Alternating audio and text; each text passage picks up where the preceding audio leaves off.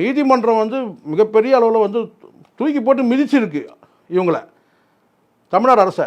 இதுக்கெல்லாம் வந்து பார்த்தீங்கன்னா பத்திரிகைக்காரன் சொல்லிட்டு சில பேர் முட்டு கொடுக்குறாங்க பாரு, இந்த செந்தில், இந்த அண்டா செந்தில், இவங்களாம் மனுஷங்க தானான்னு தெரியல. வன்மையாக கண்டிக்கிறோம், நீ ஒன்றும் வன்மையாகவும் கண்டிக்கணும், நொன்மையாகவும் கண்டிக்கணும். நீ கண்டிக்கிறதால ஒன்றாவது, தப்புனா தப்புன்னு சொன்ன பத்திரிகாரனா, அதனால் எவ்வளோ பிரச்சனை இருந்தாலும் பார்த்துக்கலாம். தவறு தானே சார். நீங்கள் வந்து பார்த்தீங்கன்னா அரசை தூக்கி பிடிக்கிறேன்னு சொல்லிட்டு நீங்கள் வந்து பார்த்தீங்கன்னா எல்லாத்தையும் நீங்கள் வந்து ஆதரிக்க முடியாதுல்ல.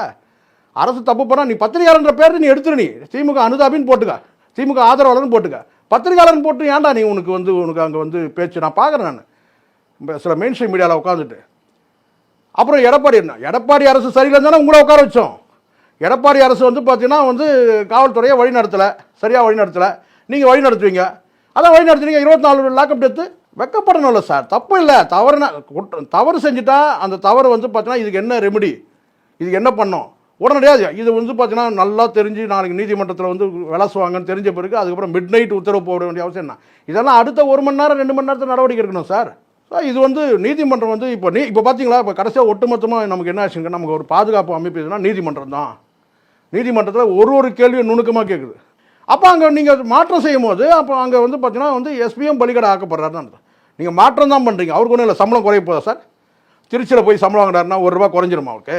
எஸ்பிக்கு நான் கேட்குறேன். இல்லை வேறு கன்னியாகுமரியில் போனான்னா ₹1 சம்பளம் குறைஞ்சிருமா? அதே சம்பளம் தான் நாங்கள் வாங்க போகிறாரு. ட்ரான்ஸ்ஃபர் வந்து பனிஷ்மெண்ட் கிடையாது.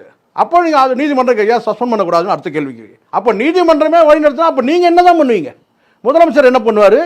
அங்கே இருக்க செக்ரட்டரியேட் சீஃப் செக்ரட்டரி என்ன பண்ணுவார்? ஹோம் செக்ரட்டரி எதுக்கு? எல்லாமே நீதிமன்றமே வந்து உங்களை வழி நடத்துமா? அப்போது